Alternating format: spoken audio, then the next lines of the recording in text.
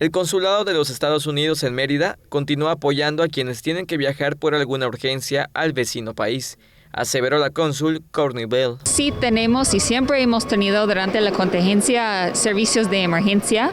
Entonces, si hay una razón urgente que necesita viajar a los Estados Unidos por temas médicos o algo familiar, se puede pedir una cita. Lo vemos en caso por caso para ver si es una emergencia. Entonces, intentamos hacer todo lo posible para ayudar.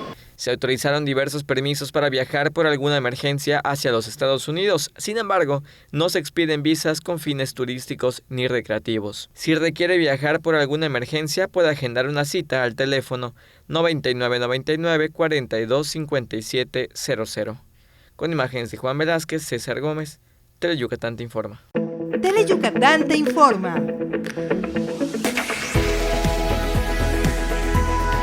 Lunes a viernes, 8 de la noche. Síguenos.